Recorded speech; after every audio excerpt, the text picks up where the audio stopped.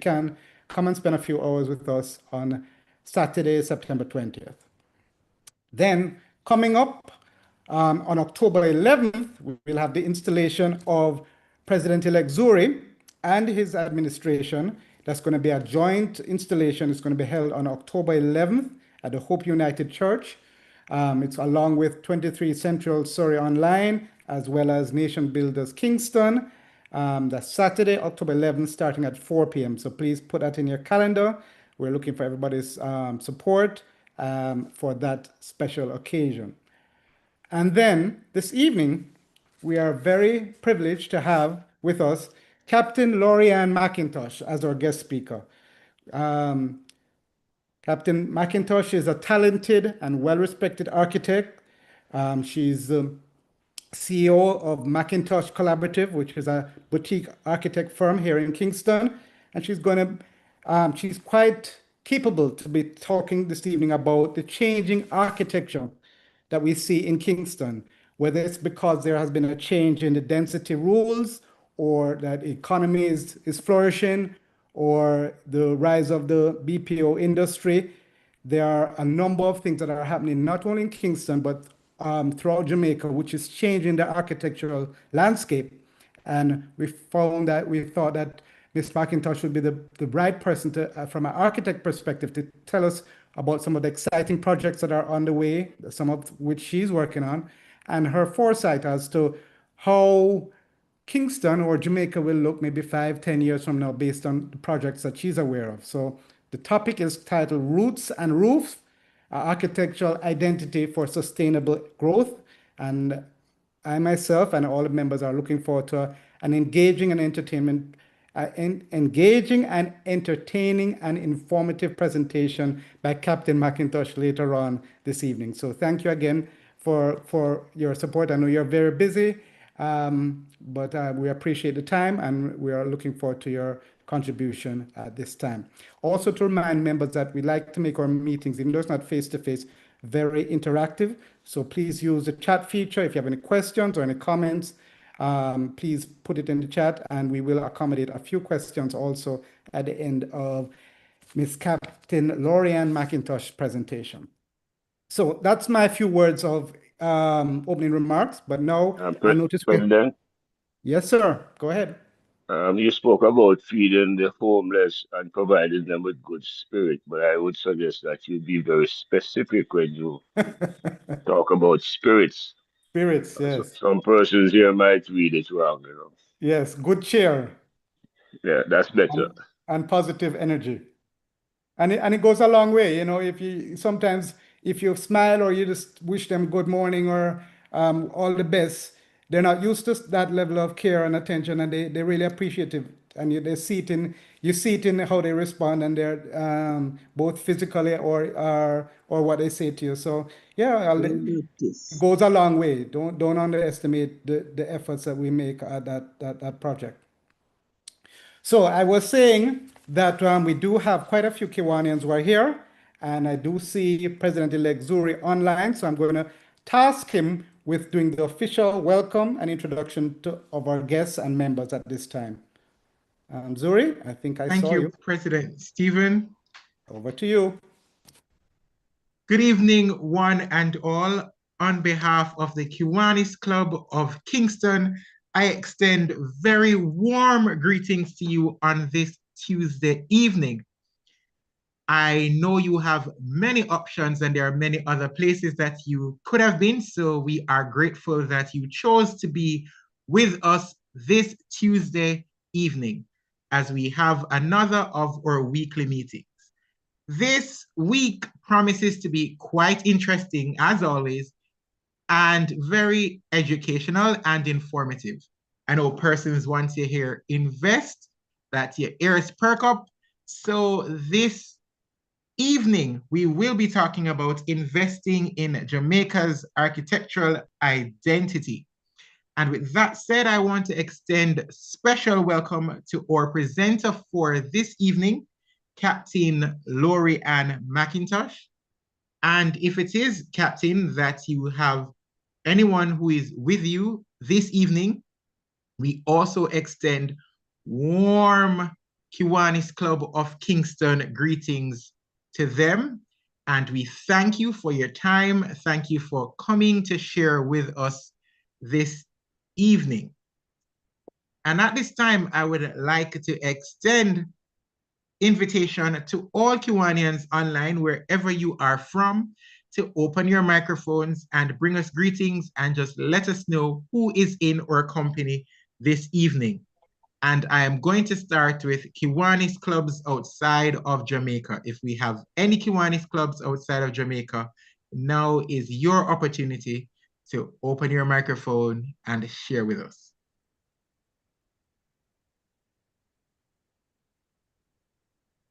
All right.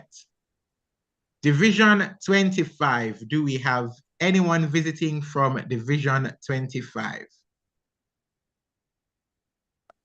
Good night, everyone. This is President Lorie-Ann from the Kiwanis Club of Coastal Trelawney. We have 3 members of our delegation on the platform, and we are looking forward to an interesting meeting. Thank you, President Tony. It's our pleasure to have you. And I am going to say it will, in fact, be quite interesting. By just the picture that's on screen now, I know it will be very interesting. Do we have anyone else from Division 25 online?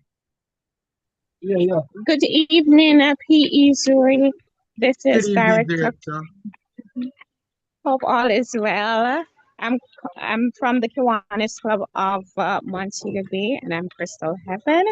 We have 2 persons on so far because we're having a different meeting internally in our club. Thanks for the invite. You're most welcome, and it's always our pleasure to have you on, even when you have other meetings. Thank you for sharing. Definitely. Do we have anyone else from Division 25? How about Division 24?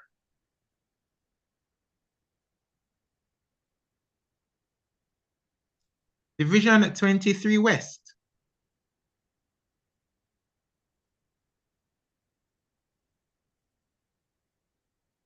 Division 23 East? Very pleasant good evening. This is Sophia Fairman, President Kiwanis Club of New Kingston.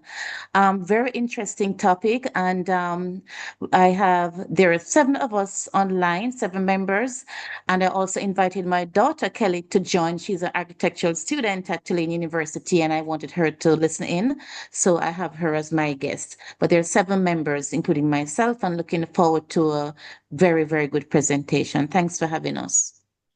Thank you. You're always welcome. Always a pleasure to have our New Kingston family online. And special welcome, Kelly. And I hope that this will be quite the presentation for you. Thank you. You're most welcome. Do we have anyone else from Division 23 West? East. Division 23 East. Do we have anyone from Division 23 East on?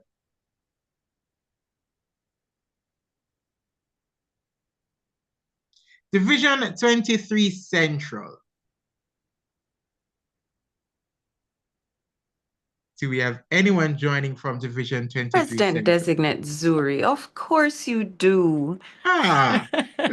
This is President Claudine from the Kiwanis Club of West St. Andrew. There are 9 of us joining the meeting this evening.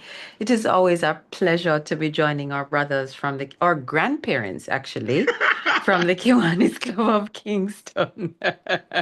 We're looking forward to a fantastic evening. You're counting down 3 weeks to go.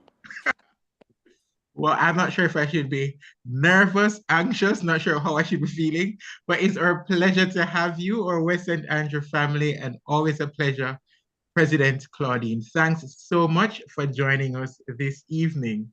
You are welcome. Do we have anyone else from Division 23 Central? Hello, good evening, PD Zuri. How are you doing? Good evening, President. How are you doing? I'm well, thanks. And you? I'm doing fantastic. Good.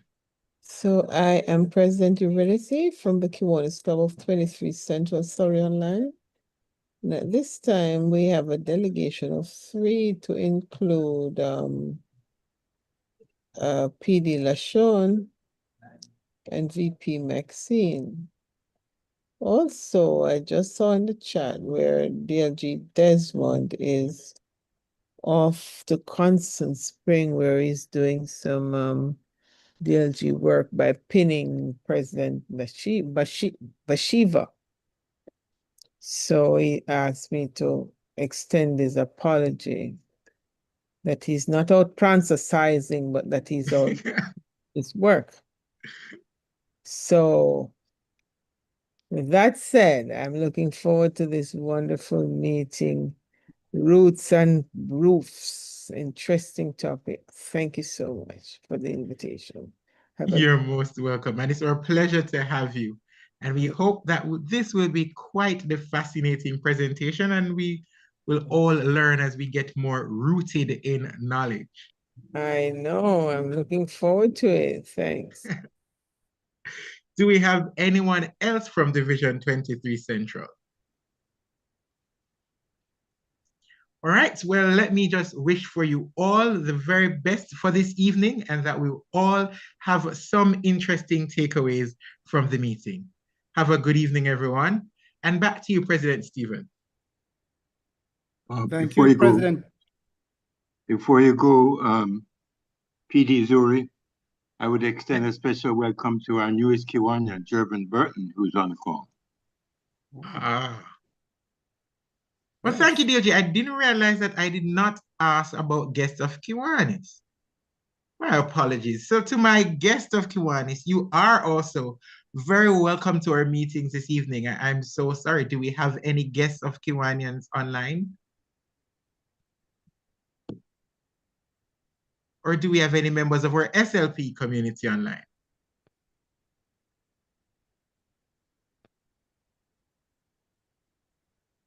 Okay, well, welcome to our newest Kiwanis Club of Kingston member, and now officially back to you, President Stephen. Okay, welcome, Joey, and thank you, President-elect Zuri. Well done as usual.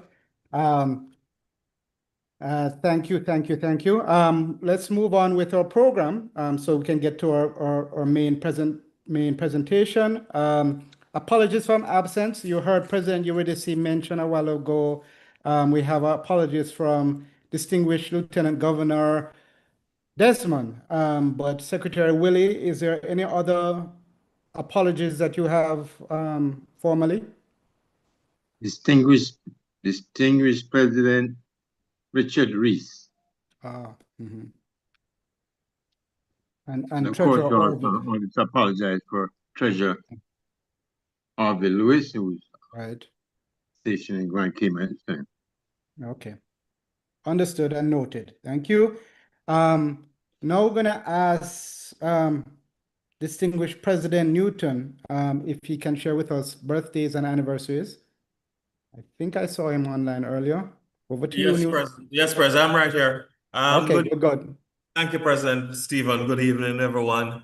I am going to start this evening by saying, PDT Ralston, are you there, sir? PDT Ralston, you still there? Yes. Did you remember that today is Yolanda's birthday? No, sir. Well, boy, I can't help you because the dog was full. So you have to go make it out on your own. So today, people, is the birthday of Yolanda. And Yolanda is the wife of PDT Ralston Nunes. Oh, I hear he's now a preacher. According to President Stephen. Today is also the birthday of Chairman Garfield Wint. Right? And it is the anniversary of Kiwanian Cleveland Williams and his wife, Carol. And then on the 13th of this month, it will be the birthday of Alice. And Alice is the wife of PD Stottrell Lowe. I hope I've gotten everybody. But if I didn't, and if there's anyone on the platform tonight who is celebrating a birthday, anniversary, special occasion, and you want to let us know so we can celebrate with you, I invite you through President Stephen to just open your microphone and let us know now. Anyone? No? Okay, President Stephen, I guess it's back to you, sir. Okay, thank you, Newton. I saw somebody posted that PDT Ralston is a good Baptist. Well, another person can vouch for his seminary skills. Let's move on. I'm Go being ahead. trapped. Yes. So it appears. I went to a Baptist school, President. That explains it. A good school nonetheless. A good school in addition, not nonetheless. Yes. All right, so now we have Kiwanis Education, and I'm going to invite Secretary DLG Willie to share with us some Kiwanis Education at this time. Thank you, President Stephen. Good evening, members and guests. For this evening, I thought I would turn our attention to a particular category of membership, and that is honorary membership. Eligibility for honorary membership.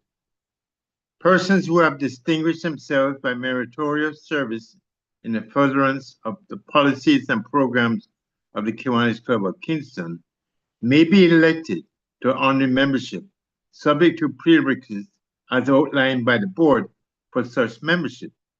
Rights and privileges. Honorary members shall be exempt from the payment of admission fees and membership dues, and have no vote and shall not be eligible to hold any office in the club. Such members shall be entitled to attend all meetings and enjoy all the privileges of the club. Honorary members of the club may visit other Kiwanis clubs alone and represent the Kiwanis Club of Kingston. Objectives for honorary membership: to recognize the members of the Kiwanis Club of Kingston for their outstanding contribution in the execution and implementation of the club's projects and programs, whether in cash or kind, and who want to continue to be members, but due to financial challenges and health challenges, they are unable to pay their dues. To provide an opportunity to long-term members who can no longer attend meetings regularly to have satisfied Kiwanis International attendance requirement, and to provide membership to persons in Jamaica who command immense respect of and influence on the populace, which can result in greater support of the club's goals, programs, and the objects of Kiwanis International. Criteria: the following guidelines must be used for nomination to honorary membership. The member must be in good standing at the time of nomination. The member has distinguished himself through significant participation in furtherance of the club's policies, programs, and projects, and is unable to pay his dues due to financial hardship, but wants his membership to continue. At the discretion of the board, honorary membership may be allowed where a member has ongoing medical conditions or similar hardship, and he is unable to attend meetings or participate in the club's activities, but who wants to maintain his membership. The nominee commands immense respect of and influence on the populace, which can result in greater support of the club's goals and programs and the objects of Kiwanis International. Finally, constraints and responsibilities of an honorary member. He is recognized as a full member of the club. He is not recognized by Kiwanis International. He does not pay club dues, district, or Kiwanis International dues. He pays a club function to the same extent as ordinary members. For example, pays to attend our Christmas charity ball and any other fundraising activities. Thank you, President. Can the member nominate themselves? Good question. Good question, Ralston. Or past district trustee Ralston. I'm not sure that would go down well, will it? They could mention a name to somebody, I would imagine. I think the member could request it, but it's not up to him to nominate himself. That's right, yeah. Yeah, that's right. That's correct. Okay. Thank you, distinguished Lieutenant Governor Willie, for that Kiwanis education. And now we're going to move the program along. We now are going to get to our feature presentation, our guest speaker, and I'm going to invite Dr. Kiwanis Martino to do the formal introduction of our guest speaker at this time. All right, good afternoon, everyone. There you are. Good.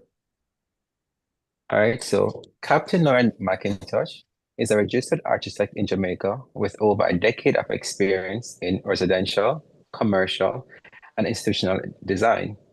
She began her career as a project architect in private firms where for 11 years, she led the design and management of numerous built works across the island. From 2020 to 2023, she served as Senior Project Officer with the One Engineer Regiment, where her skills supported the timely and effective delivery of purpose-built facilities in the military. She was the first registered architect to be employed by the Jamaica Defense Force.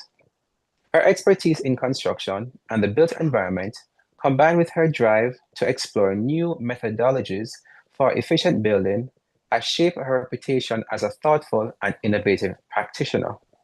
In 2023, Lorie-Ann founded the McIntosh Collaborative, a design studio rooted in philosophy that architecture must be both purposeful and contextual, balancing innovation with respect for culture, climate, and place. The firm is committed to creating designs that are modern, yet grounded in Jamaican identity, integrated substantial principles where embracing new technologies. Through McIntosh Collaborative, Lorie-Ann continues to pursue her passion for design in projects that celebrate functionality, creativity, and a deep sense of belonging to the environment. Prior to her military career, Arch McIntosh also represented Jamaica in the sports of hockey for 20 years and attended the Olympic Youth Camp at the 2000 Sydney Olympic Games. She currently serves as a board member on the Architects Registration Board and as project officer with the Support Battalion, Jamaica National Reserve. We welcome Captain Lorie-Ann McIntosh. Good evening, everyone. Thank you for having me. Thank you so much for that introduction, Martino. Is everyone seeing my screen? Yes, we are. Yes, we are. Okay, perfect. Today, I want to talk about something that is very close and dear to my heart, and that is our Jamaican architectural identity. I want to speak about the principles that have guided it for generations through lived experiences and the development pressures that are putting that same identity at risk. Architecture is not just about buildings. It is about the people, it is about the culture, and it is about the identity. As the saying goes, architecture is the most visible form of culture. When you walk through Kingston, we walk through Trelawney or Montego Bay or any other of the other parishes, the buildings we see should tell us who we are, what we value, and how we live. At the end of this presentation, I'm hoping that everyone will have an appreciation for the Caribbean vernacular and will realize the importance of its preservation. This will by no means be a lecture on architecture or history, but rather a call to action to at minimum start some sort of dialogue around this topic. What is Caribbean vernacular architecture? Our vernacular architecture is shaped by three things: climate, culture, and locally sourced materials. But before I delve into Caribbean vernacular architecture, I have to define the word vernacular because I'll be using it right throughout the presentation. The word vernacular describes what is locally born with origins inside the Caribbean. Paul Oliver, who is a British architectural historian, defines vernacular buildings as part of the moral climate of the culture that may relate to ancestry and lineage, social and family structures, dependence on and nurturing of the environment, and including the accumulated knowledge and transmission of skills to meet those socio-cultural needs. Vernacular architecture is design that evolves naturally from local conditions, so our climate, our culture, and the resources that we have. In Jamaica specifically, this has meant wide verandas that encourage community gathering, jalousie or louver windows that capture breezes, pitched roofs that shed heavy rains, and raised floors that help with both ventilation and flooding. These were buildings that were made to fit Jamaica. They were not imported ideas, but rather adaptations for our local context. Our indigenous and African ancestors, through their own inherent knowledge, lived experiences, and practice, have contributed to the development of styles and construction of Caribbean vernacular architecture. This, of course, was in an effort to mitigate the effects of natural disasters like earthquakes, tropical storms, and hurricanes in our tropical climate. By virtue of these very developments, a Caribbean vernacular architecture was created, and these very principles have contributed significantly to the goals of sustainable development.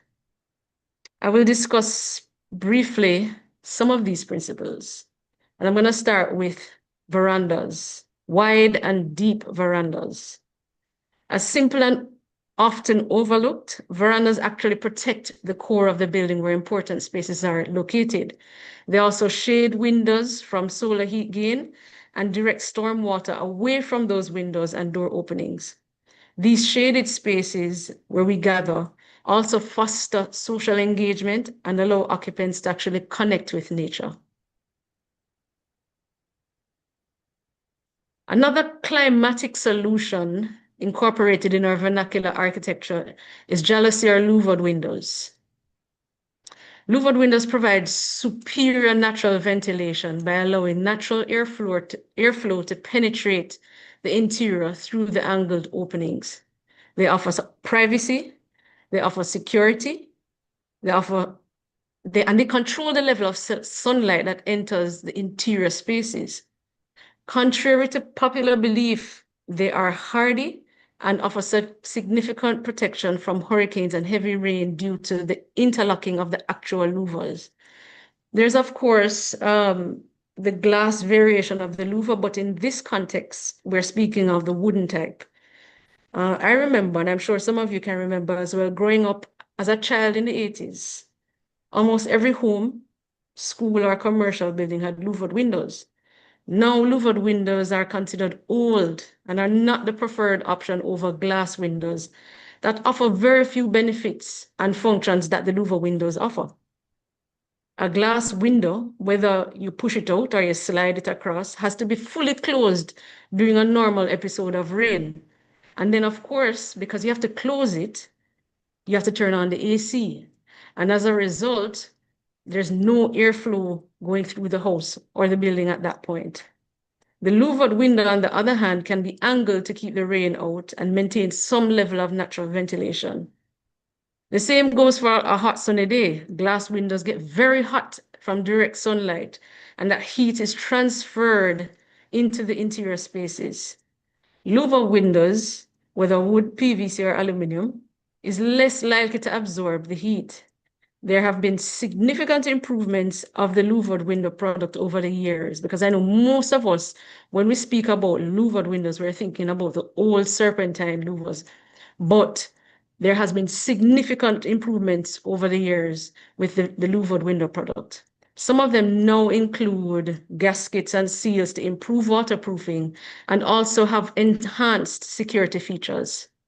For me, I will be an advocate for louvered windows forever. They are so applicable to our local context. Pitched roofs. Pitched roofs go as far back as the 1700s. Pictured here at the bottom left of your screen is the Rose Hall Great House that was built in the same period by British colonizers. There's research that pitched roofs were conceptualized by the Europeans. Some researchers indicate that indigenous people pitched their roofs well before colonization. If you ask me, I believe the two occurred independently at the same time, but I'm no historian. What is important in this discussion is the usefulness of this building practice and how our predecessors modified the pitched roof to fit our local context. Pitched roofs allow for stormwater to run off and wind resistance. Back then in the 18th and the 19th centuries, roof angles were at 60 degrees and 45 degrees with very short eaves. That was commonplace at the time. And yes, of course, you know, roofs blew off every now and again, but what we have discovered over the years is that 30 degrees is optimal for withstanding our hurricane force winds and minimizing uplift and structural stress on the timber members. We've also figured out in more recent times that there are other engineered solutions and additions like hurricane straps that are used to secure rafters to belt beams. On the right of your screen is Round Hill Hotel in Trelawney with optimal 30-degree angles for the roof pitch, as opposed to the steeper pitch that you are seeing in the image of Rose Hall. Today, we see an increase in flat concrete roofs being built. The issue with flat roofs is the constant leaking during rainy periods. I mean, so much now that persons have to resort to constructing pitched roofs over their existing concrete slabs to mitigate the problem after very little success with alternate forms of waterproofing products. Maybe it is just that these roofs, these flat roofs, are not suitable for our environment. Raised floors. A common and useful building strategy to mitigate flooding was to raise the floors of the building. This allowed for storm water to run freely under the building as opposed to through the building. The beauty about this strategy is that it also aided with the natural cooling of the building by allowing breezes to actually pass under the floors.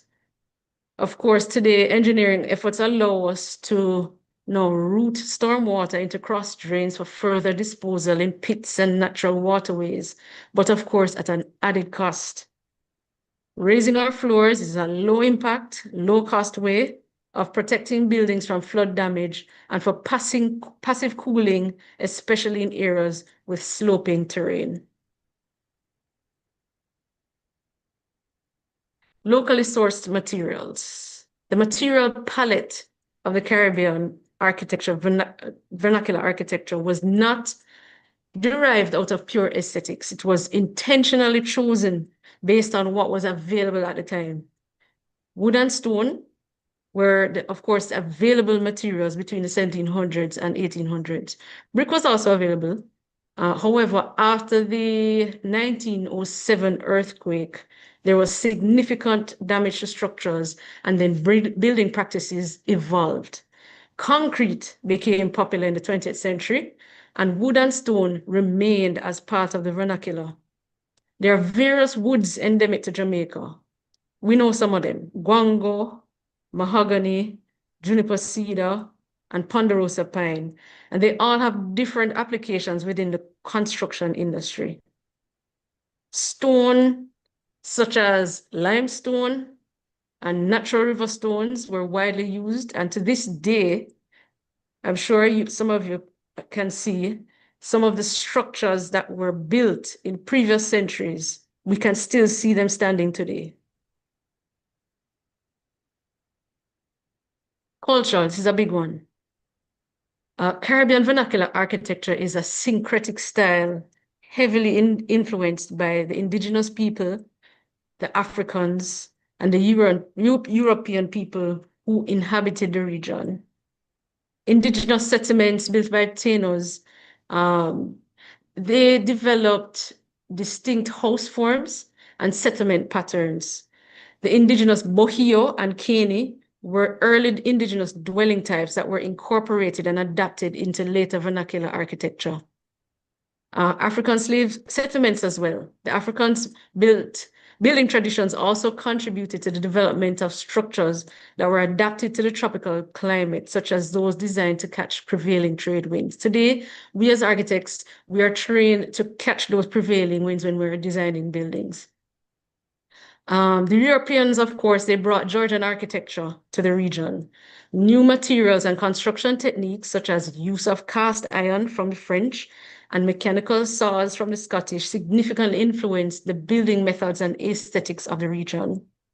And of course, after colonization, in the post-colonial era, there was the act of painting buildings with distinct colors, and it was a tangible manifestation of newly asserted identities and a way to differentiate ourselves from the dominant colonial aesthetic, while the choice of lighter shades was a practical adaptation to the climate, because of course, lighter colors reflect heat. All right, this is basically a pictorial showing the origins and the manifestations that have been born out of the fusion of the different influences, cultural influences. To the top left is an early drawing of the typical bujio from the Taínos. You can clearly see indication of the porch at the front of the bujio with the gable end roofs. Then the typical Georgian house with its symmetry, steeply pitched roofs, and sash windows. That's the picture in the center at the top. The combination of these influences over time produced beautiful manifestations that were designed specifically for our local conditions. Some of them are displayed here. Devon House, which is an accurate display of the Jamaican architectural identity. Then there's also Strawberry Hill in the bottom left, featuring the quintessential vernacular architecture designed by architect Anne Hodges. And then there's the Sussex House, which is beautifully painted in blue. And then the Sussex House, the Mila Braca Resort, which is unfortunately now closed. These are but a few examples of that distinct identity we speak of. But, it would be remiss of me to show you this beautiful architecture and not make the point that the value of these properties hold today. These properties attract higher sale values if we are to compare square foot to square foot with some of these newer, quote unquote, luxury developments. I had to mention this because I know some persons are of the belief that building this way is of little or no value. Why the vernacular matters? It is naturally sustainable. We can conserve on energy through passive ventilation, through the use of materials with low embodied energy like wood and stone. And our reliance on energy can be severely minimized, and we can minimize on waste.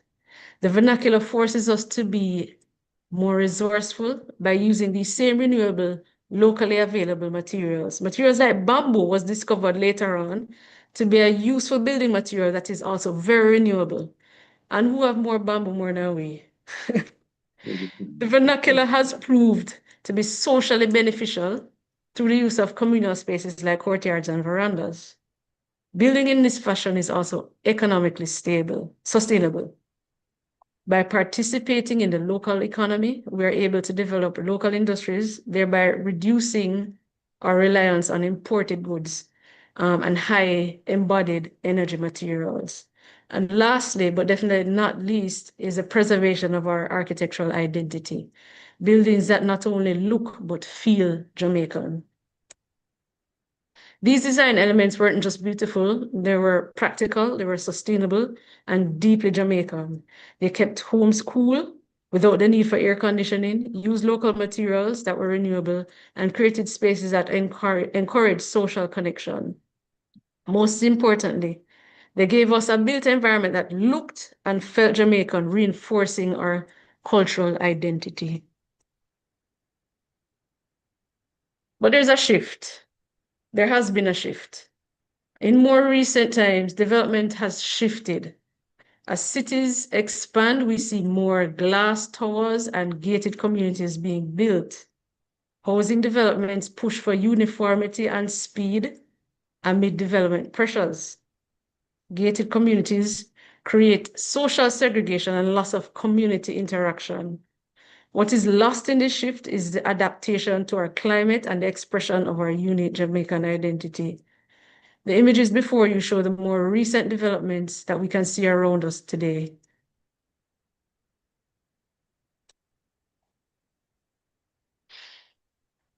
The shift has also come about because of tourism-driven international aesthetics.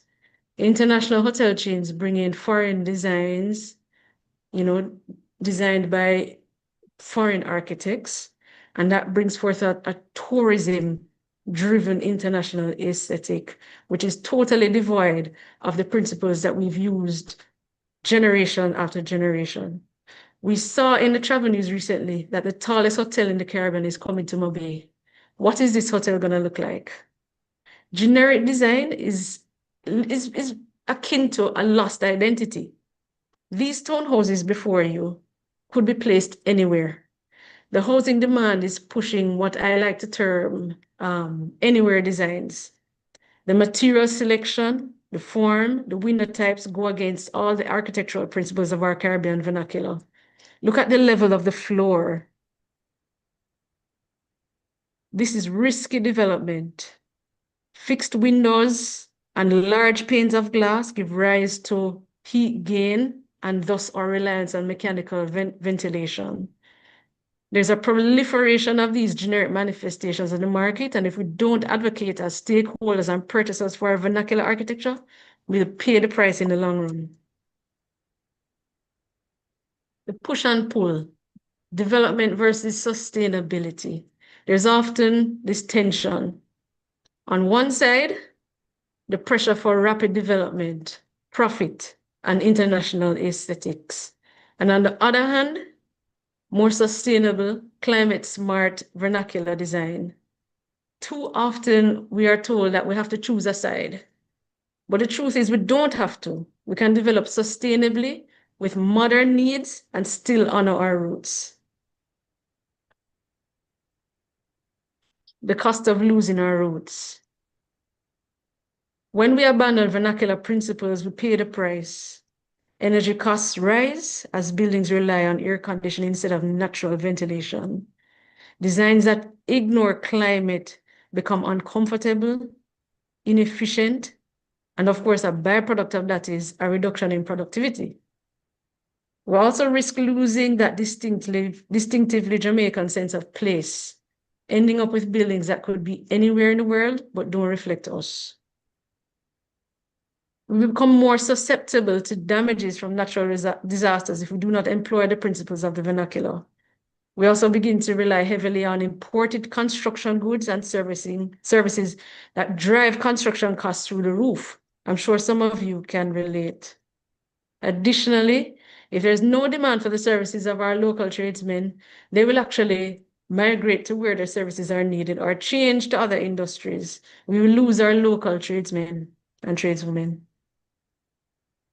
What we eventually will end up with is what I like to term a copy and paste architecture.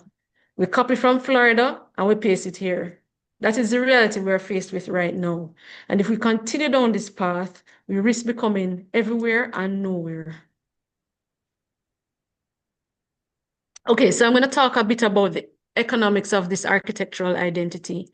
People may say there's no benefit to building this way, but there is something called heritage tourism.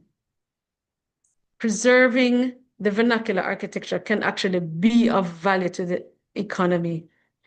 Heritage tourism is a fast-growing and valuable segment of the tourism market in Jamaica, driven by increasing global demand for authentic cultural experience that move away from the traditional sun, sea, and sand tourism. There exist global examples where heritage tourism is thriving. To name a few, Havana, Cuba, Tulum in Mexico, Charleston in South Carolina, Cartagena, Colombia, and the French Quarter in New Orleans. I will now discuss briefly two of these places. Okay, Havana, Cuba. Cuba's heritage tourism focuses on Old Havana, a UNESCO World Heritage Site, and its well-preserved colonial architecture and many historical squares. That is their historical tourism product. Its distinct architectural identity makes it a tourist destination with over 2 million visitors annually. Cuba preserves its architecture through a combination of strategies, including the designation of Old Havana as a UNESCO World Heritage Site, which brings international focus and, of course, funding. The country also relies on tourism, where visitors' dollars fund gradual rehabilitation and restoration projects. So it's not done overnight.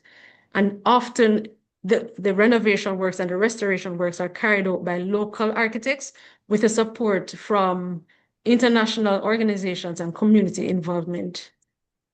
Cuban architects use traditional building techniques and craftsmanship and have developed even specialized educational and training programs to maintain these skills for future generations.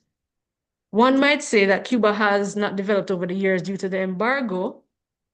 I'd say yes, that's true, and that they have no choice but to occupy these older structures. But what we can learn from this case study are some of the strategies that Cuba has employed in furtherance of making this place with very little income into a well-visited tourist destination that contributes to the local economy. Just think, can the same strategies be used in downtown Kingston? Imagine if downtown was preserved and restored to its former glory and marketed as a tourist destination. Cancun was the first village along Quintana Roo's Yucatan Peninsula to go mainstream in the 1970s. But multi-story resort hotels built up and down its beaches and made it look like the Miami of Mexico. It was chic and exciting, and the tourism was good for the local economy. American expats began to see the promise of retiring to Mexico, which further boosted the area's economy. But Cancun's rise from a sleepy fishing village to a purpose-built mass tourism resort came at a cost. Those who knew Cancun before would find the new Cancun completely unrecognizable. Those staying in its all-inclusive resorts and hotels or living in a luxe beachfront condo are some of the few people able to enjoy prime beach access. I'm sure this sounds familiar. There was a fear that Tulum, that's different parts of Mexico, would be subject to losing its identity, just like Cancun did, just to become another Quintana Roo tourist destination. But Tulum's early developers and the Mexican government decided to take action and to preserve Tulum's boho vibe, and it remains in spite of the fact that it has become one of the world's hottest tourist destinations. In line with Tulum's philosophy of preservation and sustainability, construction in the area focuses on eco-construction and the use of natural materials. Instead of using conventional materials such as concrete, local and sustainable materials are chosen, such as their tropical wood, which is certified, bamboo, adobe, and stone. And you can see that in the images on your screen. These materials, they blend harmoniously with the natural environment and integrate organically into architectural designs. Tulum stands as a contrast to the built-up environments of Cancun and Playa del Carmen. The efforts of Tulum's pioneers to preserve and protect Tulum have paid off. Even as one of the world's most popular tourist destinations, Tulum proves that it is destined and determined to remain one of the world's most special places through its preserved architectural identity. If you go to Tulum, you can definitely see that there is a continuous, cohesive architectural identity there. But there are opportunities for reconciliation. All is not lost on us. There are opportunities for us to reconcile and to bring back those principles that we've learned from generation to generation. And what's the solution? The solution is to reintroduce vernacular principles into modern design. We can incorporate shading devices. We can incorporate cross-ventilation strategies and verandas into new schools, hotels, and housing. We can use more of our local materials. Around the world, you will see examples of architects blending heritage with modern needs. Jamaica can do the same. In fact, I have attached in the next slide some local examples that show that the heritage can be blended with contemporary and modern needs.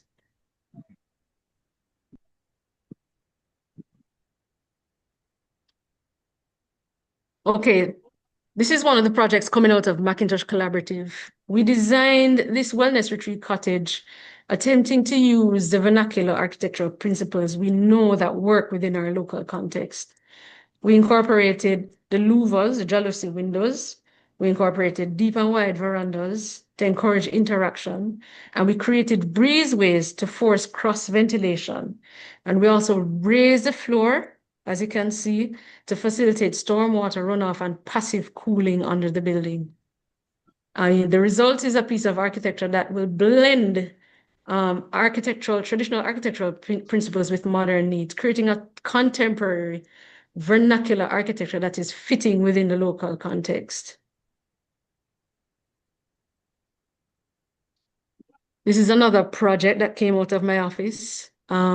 This pavilion at the Mulberry Valley Estate is part of a larger luxury ecotourism destination. The client's vision for the resort development is for it to be sustainable through the use of local materials, of course, and by virtue of the design principles forged by our ancestors.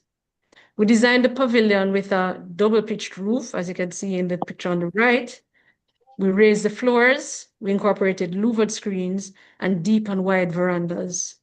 The stone that was actually used to build the retaining walls that you see in the top left corner, those stones were actually harvested from the nearby river. And the tradesmen that were employed to build the stone walls were actually from the adjacent community in St. Mary. The result is this beautiful architecture that looks and feels like it belongs there.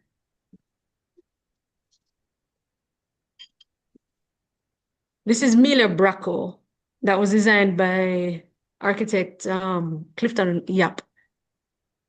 Local architect Clifton Yap, I should say. Mila Bracco is an all-inclusive hotel. Unfortunately, it is now closed, but it was designed to echo the traditional Jamaican tone. Streets lined by verandas, shaded walkways, and a water fountain area that replicated a town square urban center with its civic buildings around its perimeter. You can see that in the image at the top of the screen. The design showcases louvered windows, louvered screens, deep verandas and balconies, and pitched roofs.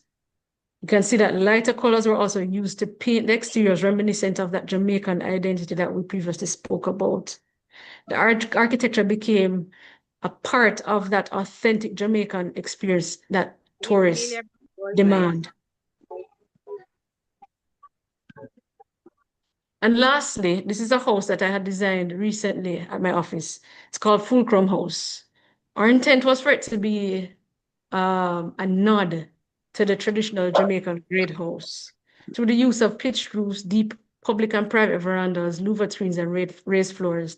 The material palette being proposed, as you can see, is comprised of wood, specifically limestone, and concrete. The client wanted it to evoke the feeling of the traditional great house, and I think we were successful in creating something more contemporary without sacrificing the traditional design principles we know to work in our climate and local context. All right. So imagine hotels that feel Jamaican, not just because of the reggae music in the lobby, but because the building itself reflects our identity.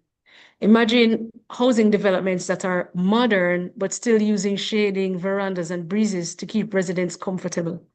Development that doesn't have to erase culture. It can celebrate it. In fact, our architecture could become a tourism asset in its own right. So here's a brief manifesto that I made up in furtherance of achieving sustainable growth as it relates to the built environment. We need to look at incorporating the vernacular architecture, which reflects local culture and traditional construction methods, thereby revitalizing the local craftsmanship and knowledge, creating a tropical modern aesthetic. We need to start using local raw materials in construction, supporting local industries. We should look at promoting local skills and tradesmen. We should look at branding the Jamaican design as a tourism asset. We should try to implement policies for heritage zoning and adaptive reuse incentives. We should also try to design our schools, homes, and commercial entities using traditional architectural principles, leading to lower operating costs, increased property values, and improved productivity. We should try to develop our local architectural industries, thereby creating equitable employment opportunities and supporting balanced regional development. This way, we reduce rural-urban migration by offering sustainable work prospects in local communities. And lastly, we should try to train our artisans, our masons, and carpenters in heritage skills. We need a development that actually celebrates our identity.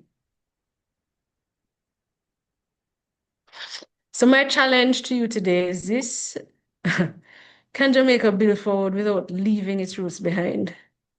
I believe we need architects, we need policymakers, we need developers, and community leaders like those of you here at Kiwanis to advocate for development that balances progress with cultural preservation. If we succeed, our buildings will not only serve us better, but they also will tell future generations about who we are. We should strive to be the Caribbean leader in sustainable identity-based architecture. We want to be globally competitive through cultural authenticity. Every roof we raise should have roots in who we are. So I want to leave you with this thought. To lose our architecture is to lose a part of ourselves. Let's ensure that as Jamaica grows, it does not grow away from its roots. And thank you for your time and attention. I look forward to your questions. I hope it was not too lengthy. And hopefully we can have some dialogue or conversation how we can all play a role in protecting and promoting Jamaican architectural identity. Thank you. Thank you very much. Thank you very much, Captain. I noticed you didn't share with us anything about the Jamaica Defense Force, but I might ask you a question about that later. But let me ask you this though. Let me ask you this. How has we have had security issues in Jamaica over the time. How has people's desire for security impacted how we design? Other than gated communities. I'm not talking about just the concept of gated communities, but the actual house itself or structure, because it doesn't have to be just a house. What did you say to that? All right, so security is definitely a big concern for most persons or developers within the built environment. And it has definitely impacted how we design. What we try to do as architects is to integrate security features within the skin of the building rather than building fences and barricades for entry. There exists houses, there exists commercial property that don't have your typical boundary walls and, high barbed wire fences and so on. To be honest with you, and this is something that I tell my clients, if somebody wants to get into your property, they will. A high fence is not deterring them at all. So what I usually do is try to employ the use of impact-resistant windows. We may use louvered screens that are actually dual in its function. It is not only shading the building, but it's also securing the building. So these are some of the strategies we can use as architects and developers in reinforcing security for our properties. Thank you. Thank you very much. I see a hand up. DP Earl, yes, I see Earl's hand up. Go ahead. Yes, good night, everybody. And I am so happy that although I'm slightly distracted, I tuned in from the beginning. And I'm very relieved to see that somebody is thinking differently from the masses. I use masses, meaning everybody else in your discipline, Captain. Yes. First of all, I learned a new meaning of vernacular. I had to look it up during the bit because I limited it to language. And I see where it's directed to architecture and as you described it. So I learned another word. It reminds me of a word I was trying to spell many years ago. And when I looked up the meaning, I was so surprised at the meaning. I said, that's not the one I meant. Then I found that it really did mean, it just that the meaning had changed over the years. So this is one of them. The word was liaison, but you can look it up one day to see why I said that. Yes, I am happy to hear these variations and the thoughts that go, but it sounds as if you don't have much company. Am I right? You are right to a certain extent. The architectural community, meaning the architects, the local architects, they definitely would agree with the statements that I've made in this presentation. I'm pretty sure they would stand behind me. However, it's the demand and what is being demanded out there in the civilian streets that is affecting the built environment right now. We have a tendency as people to go abroad and try to implement what we see in foreign countries and try to put it here, copy and paste architecture as I refer to it as, and that is what is affecting us right now. Yes, and I mean, the flat roof thing, I see you gave a solution to what some people have actually tried by using the, what do you call it, the peak roof atop the concrete. So I've learned quite a lot, and I am thankful that I was in on the program. Please continue the good work, and I hope you start influencing even developers. Don't look at just the money. So that's throwing away. We're going to look like, well, you have already said it. Yes. Thank you. This is lovely. Thank you, sir. Yeah, another point I want to raise, if I remember correctly, when you talked about the hotels, hedonism too, from what I remember. I haven't been there in a long time, but I have been there. 40 years ago. All right. But what I seem to remember that it had a kind of a rustic, kind of a Jamaican design about it. I mean, would you agree? I'm trying to. This is just what I remember. Yes, I remember it had some traditional elements to it. Yes, I do recall that. Yes. Some hotels do use the traditional elements, but because the majority of the hotels and the resorts in recent times are being built by foreign investors, foreign developers, they come with their own architects. And as a result, the architecture is reflective of an international style rather than, fitting within the context of Jamaica. So we're going to lose our identity. Absolutely. Absolutely. You know, the point you made about the raised floors, we can remember that. Although our grandmother's house in Falmouth didn't have raised floors, but it was Georgian style architecture. I remember that. Yeah, but Falmouth has a lot of Georgian architecture. Yeah, but what I kind of associate with raised floors is seeing chickens and things running from under. You know, that's what I remember. So I didn't realize how functionally, I mean, the functional basis for it in terms of raising it for water, flooding, you don't just flood out the living room or so on. But I found that for sheltering the animals. Right. That is why the chickens were under there. Yes, yeah. Yes, it had that purpose. I found your presentation really, really very, very interesting. Very interesting. Thank you.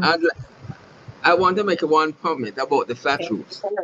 Can we get you a question, Stu? Nobody's hand is up, Ralston. Okay, so if you put up your hands, I would recognize it. Or you can come in and tell me yes, you want to. So nothing is wrong with what you just did. But I was looking out for the hands because I didn't see the hands. I'm just continuing. This is a point I want to raise. when when we had Gilbert and a lot of roofs went, part of the reason why so many roofs went was because that traditional pitched roof, we Right. were departing from that, and a lot of uptowns and upper St. Andrew homes had flattened the roofs, and this is not with concrete now, flattened the roofs with cladding material, zinc if you want to call it, or aluminium sheeting. And that was where the uplift force would just take those roofs off. So I'm wondering, has there been a tendency since then to go back to the first principles of what we used to do? I can't say whether I'm seeing it or not. Well, I can tell you this much. The flat roofs, as you've identified, came in after Gilbert. And what we realize now is that these flat roofs are either leaking or, as you said, tend to come off or, lifted off during hurricanes. Now, there's a method to doing proper flat roofs. And if you're covering the structure with I want to say, low-pitched timber roof. What will happen if you don't have an outlet for the air is that you're gonna get uplift. So I don't know if you remember or if you can recall that when you have the gabled ends of the roof, usually see a little louvered window at the top or the apex of the roof. Right below the apex of the roof, you'd have two little louvered fixed windows. That is actually not decoration. That is actually to allow the breeze to escape from under the roof, because that's what is lifting up the roof, the fact that the breeze has nowhere to go. So it just lifts up the roof off of the structure. What we find now is that persons are more leaning towards hipped roofs and regretting designing flat roofs because of the leaking situation. The leaking situation is really dire in our local context. One, because the waterproofing products that are being formulated are not being formulated for our temperate climate. Our climate, we experience really high temperatures during the summer. So what you find is that the waterproofing products, either they break down, they crystallize, or they just don't work. Yes, So Crystal. flat roofs tend to leak. So now people are recognizing that and say, boy, we can't bother the flat roof. Let's go with a pitched roof because you can get the water to run off easily. You can gutter it to go down into some soakaway pits and you're going clear. So we're seeing a shift now that people have exhausted all their options to waterproof their flat roofs and so on. People are now generally leaning towards flatter roofs, especially for their homes. Yes. Thank you. I see a hand up. President Stephen. Yes, thank you, Captain Lorie. A couple of questions and a comment. The comment first. I wanted to, well, first of all, thank you for a great presentation. And I wanted to know if you lecture at the architect school or if there are some similar like-minded persons that can extend that train of thought to younger architects who are coming up. Well, this train of thought is not uncommon amongst architects. I do go to the School of Architecture at UTech every now and again to attend and critique students' work at their yearly exhibitions. But I do not lecture full-time or part-time at the school. I only go up there when I'm asked to participate as a guest critic at the school.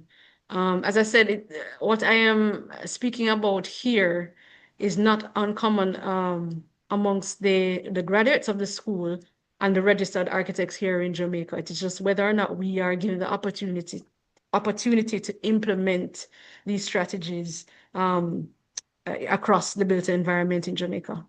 Okay, all right. Yeah, the wider audience it gets, especially to trained architects, I think is better for us. And then Correct. secondly, I was very excited a few years ago when they had this plan for Port Royal in terms of Right. architecture. This, Right. that you could I'm glad you theme brought it, that up.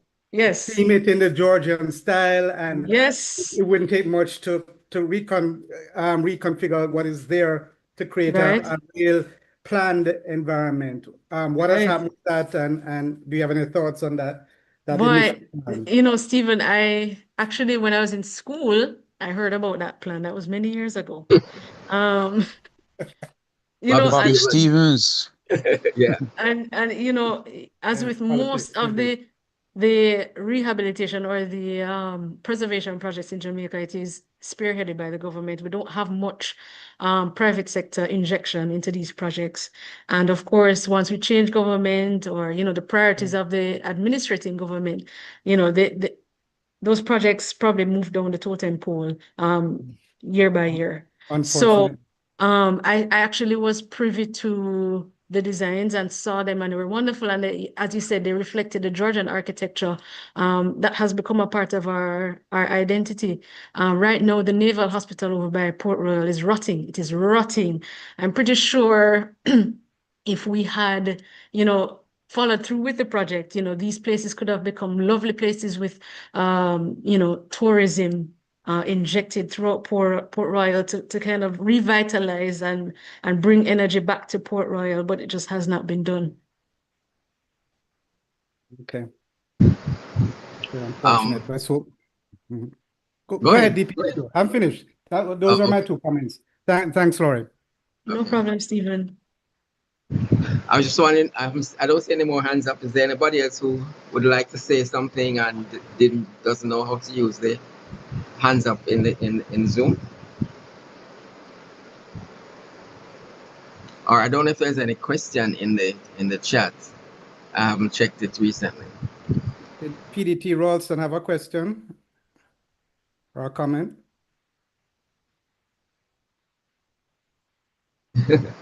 Thank you, President. I think you kind of touched on what I was about to speak to, but I want to thank the Captain for her presentation, which I found very, very interesting. And what it reiterates in my mind is that you have conscious architects and commercial builders. Um, the whole business of loss of identity is dear to my heart because I remember growing up in Vineyard Town, there was a commonality in the buildings. They were all had wraparound verandas, wide verandas, and Right. this fretwork, I think it was called, around the roof. Fretwork, yes. Yeah, which we used to see in Spanish Town too. But over the years, people have just knocked them out, and you don't find many buildings with that type of what you call vernacular identity. Um, and I don't know if and when we will have a program like was being proposed in Port Royal where we try to recreate all of these things because having been to Olabana, I understand what it is for tourists going to that and just walking and observing the buildings. And I think we are missing out if we We are don't try missing. to recreate something like that. Right. Absolutely. I agree with you. The whole concept of heritage tourism. You mentioned Kingston. I was kind of trying to imagine what Kingston would look like if it had some of the structures, or if it looked like some of the structures that existed back in the day. But I guess that's what you're advocating, right? That's what you're saying.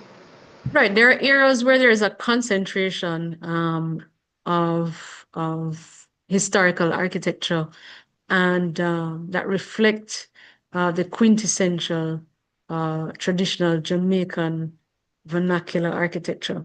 And one such place is downtown. Downtown's older structures have maintained that integrity to the vernacular. And I think that, you know, if we utilize or we use the lessons learned from Havana, old Havana, and try to employ those strategies where the tourism actually helps to, with the restoration of these older buildings. Of course, they're occupied as well. We can have a thriving historical tourism product downtown. I think it definitely can be done, but it's going to take, firstly, the partnering with the international organizations that have a special interest in this kind of tourism, because there is, downtown could very well be preserved to become a World Heritage Site as well. It is one of the first areas in the Caribbean, in the Western Hemisphere, that brought about commerce and trade within the region.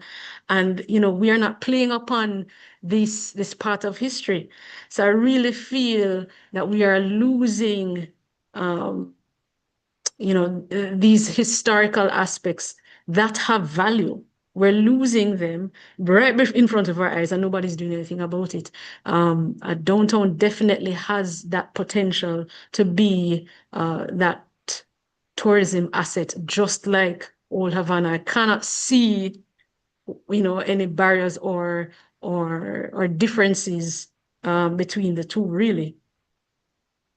But wasn't there a plan about downtown Kingston? I remember a former member of this club, Maureen Seymour, was involved at one stage with some downtown Kingston redevelopment. I don't know. I don't remember what happened to it. I don't hear about it anymore. They're right now, they're about, I want to say maybe 5 redevelopment plans for downtown, and they're shelved at UDC. Oh boy. I can categorically say that. Clifton Yap, local architect Clifton Yap, who designed the same Milo Braca there. He's also the architect that designed Sovereign Center. He's done many buildings that we see around town. He actually did a comprehensive development plan for downtown. Where is it now? I can't tell you. Not even a pin has dropped in downtown with regards to that development plan. But what would it take? I mean, people have to be buying. How does that happen? Because it's not just doing a project. I mean, there has to be some commercial desire for, so how does that get off the ground? Maybe so right now, yes, please. So right now we see some of the buildings being remodeled into commercial entities. Developers, like it's a construction. They've bought a few of the buildings and they've converted them into commercial entities. However, it's going to take much more than that. It has to be a joint venture between the private sector and the government to inject capital into the area, into the rehabilitation of the area. And then from therefore, this is a sustainability of it thereafter. The people that live there, what are they doing to maintain these spaces? You may have a situation where you invite young professionals to live down there. There are incentives to bring them down there, incentives to bring business down there. I mean, downtown is probably the only waterfront in the region that I can think of where we don't utilize the waterfront to our benefit. It is woefully underused, especially with such a historical component added to it. As I said, it was the first place in the Western Hemisphere to conduct commerce and trade. That is something very important.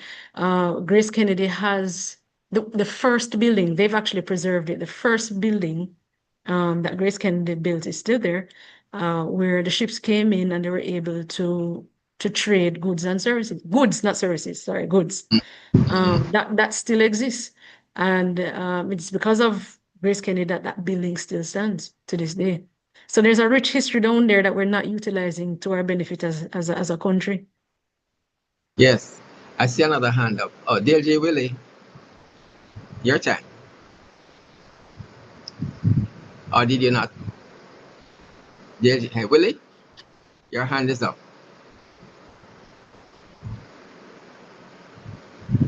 Thank you, What? DP. Just Okay. there are two comments in the chat I thought that bring our attention to. One is from Camille Leslie from New Kingston Club. A very compelling, well-presented presentation. Your insights into architecture, especially the emphasis on preserving and integrating local design in construction, were both enlightening and impactful. A truly engaging presentation. Another comment from Bridget Hosang, Kiwanis Club in New Kingston, and she may want to speak to this. How does the ordinary Jamaican work to influence policy? Pardon? Over How to you. does the go again? Ordinary Jamaican work to influence policy. How does the ordinary Jamaicans work to influence policy?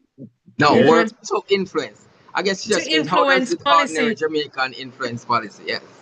Well, I mean, you know, we have to speak to our MPs, our councillors, and then, you know, the election that just, you know, To passed, vote. we have to, it is a political thing at that point, you know, that is how policy is changed. Yeah. Your right to vote. That's right. That's right. Laurie, do you have a solution about this beachfront access? You know, there are two kinds of issues I see. There's the kind of beach where people develop it so that you have a changing room and you have food that can be sold and so on. That's one kind of beach issue, which I don't personally have a problem with. But then there's also the hotel type, the all-inclusive concept, and then they get control of the beach. Is that something that, again, I don't know how, is there an architectural solution that could be applied to make it more accessible for Jamaicans? Yeah, it's pretty simple. And you know, Matthew Samudo had a policy change whereby all new hotels coming into the island, they have to maintain access to the foreshore, the beach. And I mean, this is nothing that is difficult. I mean, it just means leaving a reservation, maybe towards the perimeter of, you know, against the perimeter of the property, the boundary of the property. You may leave a reservation so that, you know, locals can access the beach. It is not difficult. It is just whether or not they want to do it or whether or not they're going to, you know, uphold and stay on the right side of the law and give persons the access. That is it. It's not difficult at all. Other Caribbean countries have been doing it for years upon years. Happened in Barbados. Barbados as well, yeah. Yes. It's not difficult. You just reserve a piece of land that is dedicated to access. Okay, we're getting close to wrapping up now. If nobody else has a My hand has been up. Oh, your hand is up now. Okay. Been up.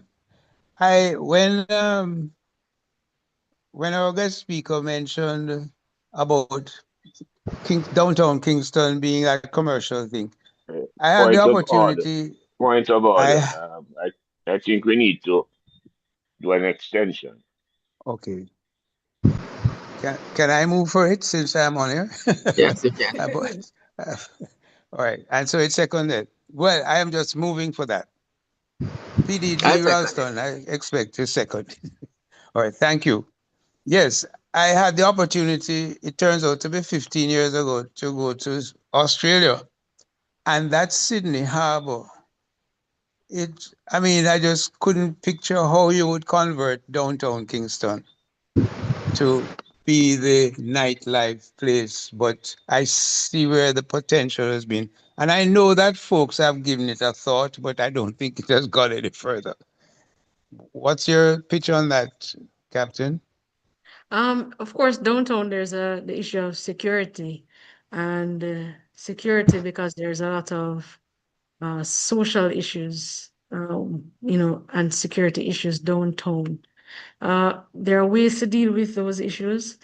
I think people, you know, the people that reside in downtown maybe are without jobs, some are homeless, and that sort of thing. And if we, make provisions for these people, then we're able to overcome those social issues that are affecting the area.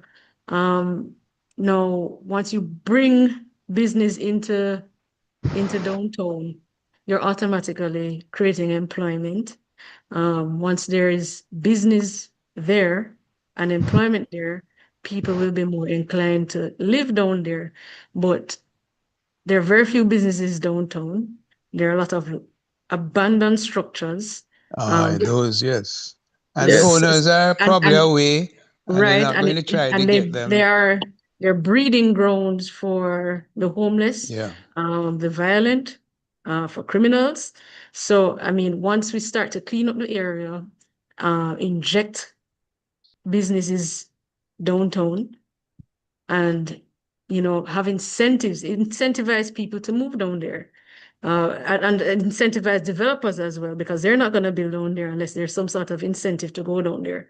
They have to be incentivized, whether it is tax waivers, parcels of land that are given Call it in. derelict now. Yes, yeah. So there are many ways to get over that hump, which is the social issue with downtown and the what you call the skepticism with the potential that downtown has. Just final comment is that downtown extends even up to the cathedral. And right by Kingston College, there are plenty buildings that we've been trying to acquire. You cannot find the owners. And of course, even if the agent knows who and they realize they are now going to be deprived of the liquor rent that they get, maybe illegally, you don't get any cooperation. So it stalls all the movements. And I can imagine that happens quite a bit over the city. Anyway, It does. thank you. It does. It does. Okay. I think at this stage that we are probably exhausted.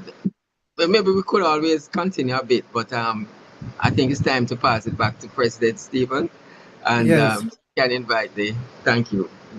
Yes, and Lorie, if you're available after the meeting concludes, which will be in a few minutes, if there are any further questions, maybe she can accommodate it afterwards. Okay. So thank you also. I thought that I remember from your presentation the part which was resonated with me, our roots are reflected in our roofs. That was well said. So thank you again personally for that presentation. And on behalf of everybody, our roots are reflected in our roofs, our ROFS. But to formally thank our guest, Captain McIntosh, I'm going to invite past director David Hall to say a few words on behalf of the club. Thank you, President. Great to hear you. Yes, what's that? Great to hear you. Oh, definitely. Great to see you too. So let me just take the opportunity on behalf of the Kiwanis Club of Kingston and our president, Captain Lorie-Ann McIntosh. Wow, what an inspiring and intriguing presentation. Some would even say engaging. I heard that word said. You know, you took us through an understanding of architecture is not only about a building, but about culture. You know, I think you started that off and you hooked us into listening more intently. You know, then you schooled us in a new term called Caribbean vernacular architecture, you know, and so you spun us, so you kept us intrigued, wanting more. You didn't stop there, you then took us through architecture 101, back to school days. And you took us through an architectural history, the veranda, wide and deep, or louvered windows. It's about privacy, security, controlling sunlight, pitch roofs, storm water runoff, raised floors, prevents flood damage. And then you took us to understanding our local material, natural stone and cement. So you kept us intrigued and wanting to know more. And based on the questions you have heard tonight, certainly you had our attention. And so we have to salute you, Captain, for that. But then you left us now to think with a question.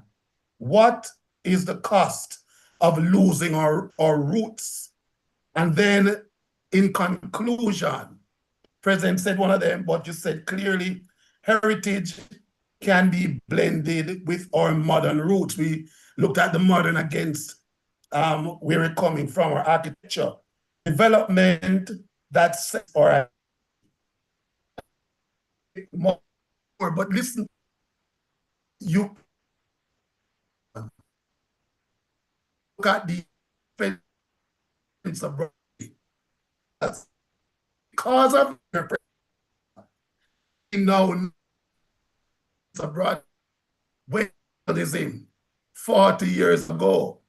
We don't know what happened then, but certainly you caused us to know a little bit more about their past and their hedonism experience. So I would like to say thank you very much on behalf of our President, Stephen, and the Capt. This evening. We appreciate and look forward to the policymakers present this evening. Thank you very much. We appreciate it. And we have a certificate of appreciation, which is now on the screen, which we hope to get to you at a later date. Thank you very much. And thank you, Kiwanis Club of Kingston. Thank you. I'd like to thank the second guest speaker, David. We don't see him this long time, man. Yeah, That's you know, right. really, he's not the man. I think it was shorter than the prayer, though, you know. Absolutely. I didn't hear it. Thank you. All right, thank you all. Thank you. Let's quickly conclude the meeting, and then we can continue with our banter, so to speak. I'm going to level a blanket fine on all the Kiwanian Club of Kingston members who are here, and keeping with the recently concluded general election, I'm going to ask all of those members who voted and exercised their democratic right only to pay a fine of $300, and those who were frightened by the rain or did not attend the voting station to pay a fine of $500 across the board. Please make your payment into the club administrative account. That's correct. By tomorrow. We look forward to your contribution. Moving quickly to notices and announcements. I'm going to ask DLJ Willie if he can share with us some of the upcoming activities and interclubbing opportunities this week. Thank you, President Stephen. Just to reinforce, this Saturday, Divisional Council meeting, fourth quarter, Jamaica Officers Club or Park Camp. Registration begins at 9 a.m. and the cost of registration is $1,500. Just to remind you, the installation of officers and the changing of the guard at the North St. Andrew will be taking place at Upper Park Camp on Thursday, September 25th. And of course, President alluded to our joint installation with Nation Builders and Kiwanis Club at 23 Central Surrey Online on October 11th at Hope United Church at 4 p.m. And insofar as Kiwanis interclubbing opportunities, we have a very, very, very special invitation from Kiwanis Club of New Kingston. They'll be celebrating their 36th anniversary at their meeting tomorrow at 6:30 p.m. And I hope that we can put together a strong team to go and support them or support our daughters at their 36th anniversary meeting. Apart from that, Willie, did you say 6:30 or 6? no, I did say 6:30. In fact, I'm wrong. It's 6 o'clock. Thank you for the correction, Gertie. Thank you. You're welcome. I'm reading from my notes that I made an error. And of course, Kiwanis Club of North St. Angelo extend an invitation to us their meeting on Thursday at 6:30 p.m.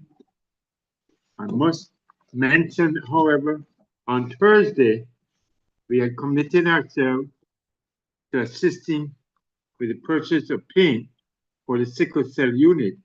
I'm hoping to put together a team. Past District Trustee Ralston has agreed to accompany me, and we want to say 2 more to come and look at areas where they need the paint most badly. I will be getting a quotation from Human Thing tomorrow regarding the paint, and hopefully we can meet with the medical social worker at sickle cell unit on Thursday afternoon. Well, okay, that is all for now. I will circulate interclubbing opportunities as they come up. Thank you very much. Thank you, Secretary Willie. We do have some, and you can, as I indicated, you can confirm me part of that interclub delegation for New Kingston tomorrow. All right. Thank you very much, DP. All right. We do have some visiting clubs online. Is there any club that would like to share an event at this time?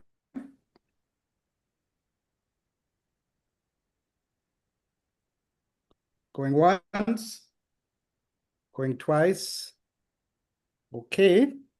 If there's no event for our fellow Kiwanians, I'd like to formally call the meeting to a conclusion. But as I indicated to our guest, Captain McIntosh, that we do have something called Kiwanis After Dark. So after the meeting is formally ended, we can continue our conversation. And she has graciously agreed to hang around for a few minutes afterwards in case there's any comments or questions arising from her presentation.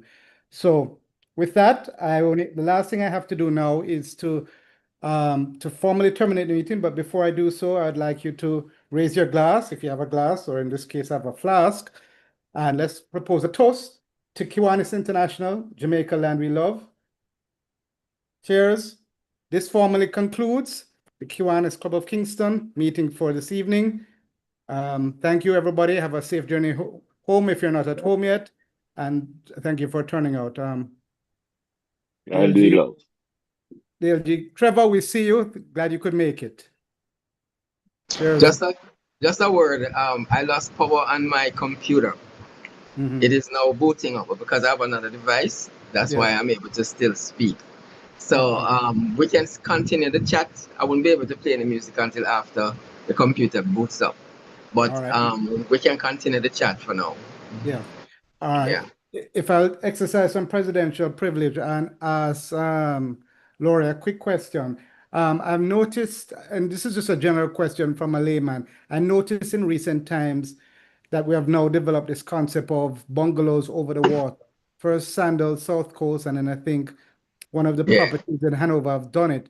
I always, over the years, thought it was something unique to Maldives and places like that, particularly because the ocean was very calm, or the reefs were very calm.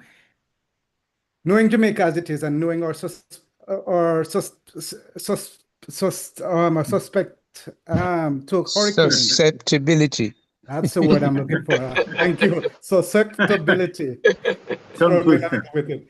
How safe are these, or do you think that has been factored into the planning, that if there's a hurricane, they're just blown down and they start again?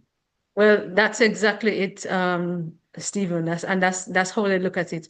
They have different grades of construction. You have construction for a what they call a 5-year storm, like a storm that could probably happen within the 5 years, or a 10-year storm.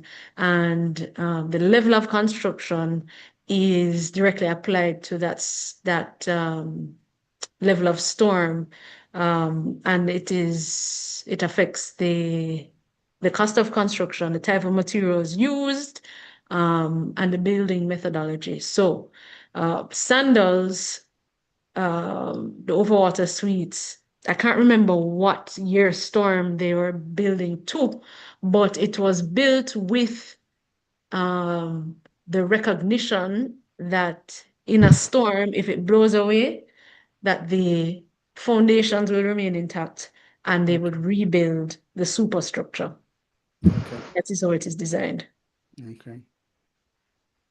And as I said it, I remember that there was a situation with Floyd's bar, Pelican Bar, Right. Treasure Beach, that somehow it sustained burial or whatever recent system we had, and part Yeah. of that had to do with the substructure, as you call it. Yes. Yeah. Yes. So, right. So they build it in a fashion where they know that, maybe the foundations, the walkways and so on will remain, but then the actual units themselves, the superstructure, that will probably experience extensive damage, and they're in a position to rebuild it because they've used cheaper materials for the actual superstructure. Oh, okay. Yeah. All right. There's something that I noticed when I moved into Montgomery in 1980. Every house was painted white. And Mm-hmm. today you cannot find two houses painted white because the colors are now reflective of person's own personality, the occupants. Right. And that is one of the most remarkable changes that I have seen when it comes to homes and the exterior. Right. Yes, painting using pigment is a Caribbean thing. It is part of our identity to use color, something that has been handed down from our ancestors, the Africans. They came with the idea of, trying to stamp their own identity after colonization. So, yeah, it's something that we should try to, treasure and, yeah, continue It, as part of the local architectural vernacular. one thing that struck me about color is in Curacao, they Mhm. have these row houses and the bright colors, the reds and greens and yellows, Mhm. they just dominate, Right. and it is almost something that you could consider a feature, Right. because I see it very. We don't do it like that, No, but no, no, no. it's like a flat frontal front. Right. I mean, although they are separate units, and Yes. then each one has these bright colors. I remember Mhm. it in Curacao. Yeah, absolutely. It's done in Bermuda as well. They use more pastel colors, and even Bermuda has their own architectural identity. If you go to Bermuda, you see that all the roofs are white. That's because they collect water on their roofs. And the white paint, which is like a lime, is like what they call lime.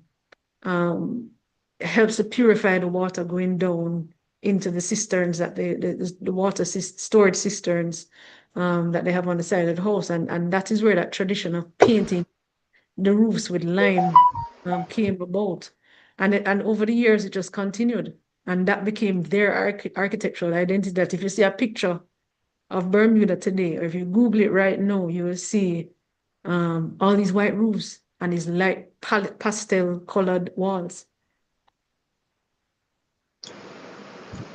Could you say we talked about cross ventilation earlier?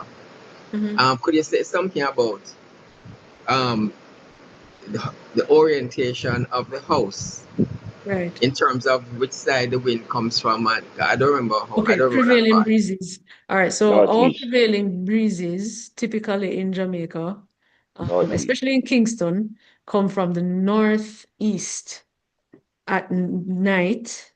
During the day, it comes from, or prevailing winds come southeast. So what Southeast. we typically try to do is to orient, our windows and so on to try and capture the prevailing breezes. Sometimes it's not possible because of, the context, the site conditions and so on. But we aim to do that. And also, we try to put our shorter facades, or narrow, shorter facades along the north and the south, and our wider facades, longer facades, to orient east-west. That is to capture most of the sunlight during the day. And also in terms of like using solar panels and so on, you have your longer facades with the solar panels oriented in a certain direction that you'll get the maximum amount of sunlight. So building orientation is very important in architecture. And we try to do it with every project, but sometimes it is not possible because of the site conditions. And there's this thing they call box window. You know, when you build this, you build out a little lattice thing in front of the house, the window. Right. So you Window can boxes. Window boxes. But then I Yes. understand there's a finer design which some people have lost, which is that if you have louvers on the side, then you're supposed to close one side and open the other side so that when the wind comes in, it doesn't just go out and don't go into the house. During a Oh, hurricane. right. No, not just That's normally. for cross ventilation. Yes. Yeah. You need to have an inlet and an outlet. If you just have Right. an inlet alone, the breeze won't come in. It needs a way to go through. It's about negative and positive and negative and positive pressure. So if you leave one window open, you should always try to keep the opposite window open so that the breezes are pulled through the house. But that wasn't what I was referring to though. Oh, On one side, let's suppose you build, because I have experience with this one, where you build this little box around and it's just lattice all around. right. It is nice because even when rain is falling, you can You kind can of leave leave the the windows windows open, open. and you don't Yes. necessarily right, and you can leave it at night. You don't have to, that You don't kind have of to thing, worry about it. Yes, right? yes. Especially if you're upstairs, if at a different Yeah. level. But the point I was getting is that I realized afterwards that there was another feature which is not often incorporated, where on the same window, on the short sides, you have louvers on one side, on both sides, but you Oh, can close one of those louvers so that the right, wind actually forces itself into the house, right. just on one side. That is something that I've seen, but I don't have that particular feature. But it's kind of Yes, nice. yes, yes. We tend to use a combination of louvers and either sash windows or awning windows. So you put the louver windows on either side of the glass window, whether it is sash or awning, it doesn't matter. But that combination has proven to be the most effective for our context because, as you said, if it's raining or if it's raining, you can close the sash window or the awning window and open the louvers, and you still get ventilation coming in the house. If you didn't have the louvers, then when you close the glass component, which is the awning or the sash window or the casement window, there's no ventilation coming in at all. So the sash windows, the beauty about the sash windows or the awning windows, the glass windows, is that they bring in a lot of light. If we're to rely only on the louver windows, then you know that at certain times of the day or on a rainy day, if you close those windows, there's barely any natural light coming in there. So we tend to use a combination of both for our architecture. Very interesting. A certain practice that I saw from my parents is that in a hurricane, they would open a window on the leeward side of the building to Correct. relieve the buildup of pressure. Pressure. Yeah. Yes, So they would absolutely. That's always, how it works. and when the wind change, you run to the other side and open a window on the Right. leeward side. Yeah. Right. And that, basically reinforce what I was talking about with the uplift of the roof. There's no, if you don't have a way for the breeze to come out, that is when your roof lift off. Lift. Yeah. So that is why when Hurricane Gilbert in the 80s, you know, when the breeze blew in, you have to hurry up and open the window on the other side so that the breeze has somewhere to travel. Yeah. Message is clear. Yeah. I've always admired the works of architects because they have a fantastic imagination. And I'm a surveyor, and I always say we help to turn your visions into reality. Yes, yes, Because yes, sometimes you think you could do this, and by the time you see the actual topography and so on and put Topography. into figures, you say, no, this can't work. Absolutely. Yeah. The topography is the But first thing I get before I put pen to paper. you get all the glory because what we do, nobody sees it afterwards. It didn't happen. That's true. That's true. No, it's a true statement. Yes, it's yeah. Yeah. I remember a Good. surveyor, I will not name him, but he actually demanded that I give him some recognition by putting his name on the sheets of my drawings. And I said, you know what? I'm going to do this moving forward. So I try to put into practice to always put the surveyor's name on the sheets so that persons looking on can know who the surveyor is at all times. Yes. I only got that once when we did a project to Owen St. Anne, and when this billboard was up, you saw the name of the surveyor there. But I don't think it has happened since, and that is with early 2000. Yes, yeah. Anyway, yeah. Yeah. Hello, guys. Have a great evening. I am out. And I'm happy I listened in. I would have lost a lot if I didn't. Keep up the good work, Miss McIntosh. Thank you very much, Mr. Earl. Yeah. Yeah, and I'm Earl Spencer, in case it could be helpful. I'm Earl Spencer. I know your name. I know your name. I've seen your name on many a topo and surveyor's ID reports. Yes, thank you. Okay, great. Right. I'm happy that it is spotted. Okay then. Yeah, my computer is like updating and doing all kind of stuff. But maybe that's why it just shut down. So it's not yet back up, but at least you know. Yes. But anyway, whenever I don't know if anybody else has anything else I want to contribute, but you are at Just liberty. a quick one. Go ahead.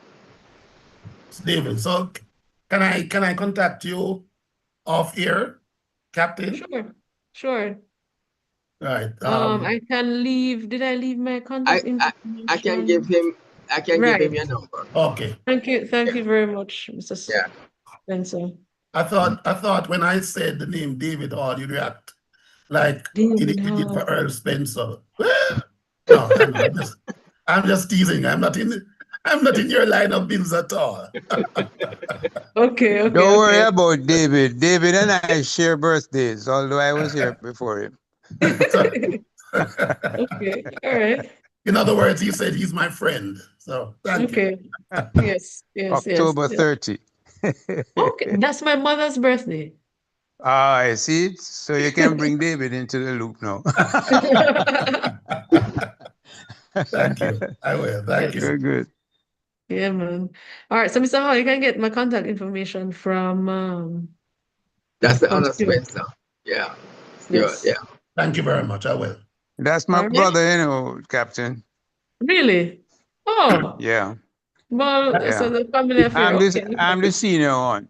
No. Oh, you're the senior. Okay. Captain, those are the two brothers that you caused us to know something about them and hedonism.